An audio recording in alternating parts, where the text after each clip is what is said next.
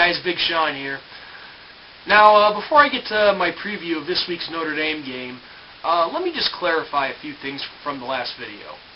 Now, as you guys all knew from listening to that video, I made it very clear that I had pretty much just walked right in the door from getting home from South Bend, and you know, it was a heartbreaking loss against USC, and I had to drive home, and South Bend is like 3.5 hours away from here, so I was tired, I was a little bit cranky, a little down in the dumps, you know. My voice was hoarse, and so yeah, I wasn't going to be in the best state, if you know what I mean.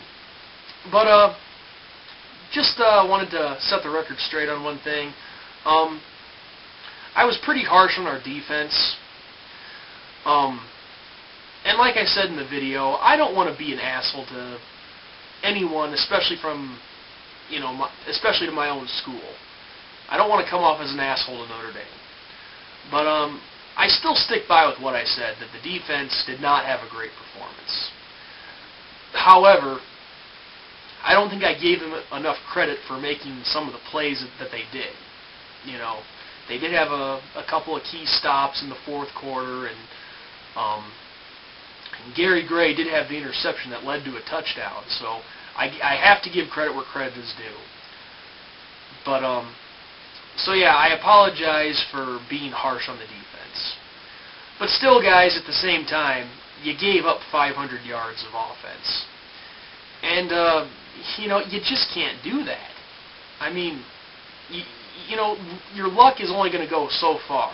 And as I've said in, you know, pretty much all my videos, we've been living dangerously all season long, and, well, you know, I mean, the Michigan game came down the wire, but, you know, since then, we've been winning close game after close game after close game, and, well, the USC game, our luck finally ran out, and it just goes to show that you guys have got to step up and make some plays, and, you know, tighten up on the pass coverage and stop the run and start wrapping up the ball carrier. Enough said.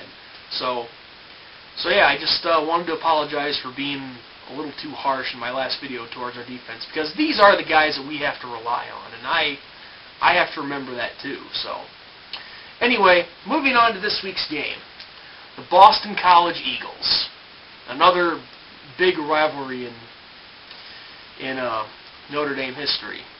You know, especially for considering the fact we're both Catholic schools and so on and so forth. Now this is another streak that we have to break, because these guys have beaten us the last 6 times. And granted, there was a 2-year absence in there when Boston College went to join the ACC, and they had to get situated over there. And you know, as of course we all know, BC used to be a Big East school, so. But anyway, it still doesn't change the fact that we haven't beaten these guys since the 2000-2001 season. So yeah, that's another streak that has to end. And not only does the streak need to end, but now the series is all tied up at 9 games apiece. So let's break down the Boston College Eagles.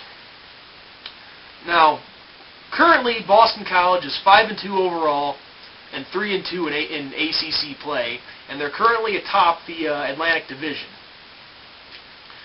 Now, as a team, offensively, they average 326 yards a game, 169 passing yards to 156 yards on the ground. Now, defensively, they're pretty much the same. They allow as much as they dish out. They allow an average of 329 yards a game, 212 pass yards a game to 117 yards on the ground. And that's defensively. Now, some notable players for Boston College are quarterback Dave Shinsky, who's completed 53% of his passes for 807 yards, 9 touchdowns to 4 interceptions. Now, their leading rusher is running back Montel Harris, who's ran for 756 yards and 10 touchdowns. That is going to be the big guy to stop right there. You shut him down, I like our chances in this game. The leading receivers for the Boston College Eagles are Colin Lamond, Pardon me if I'm saying that name wrong. But anyway, he's caught the ball 17 times for 368 yards and 4 touchdowns. And behind him is Rich Gunnell with 22 receptions, 260 yards, and 3 touchdowns. Now here's how I see this game going down. As I mentioned earlier, this is the same scenario as I mentioned in the USC game.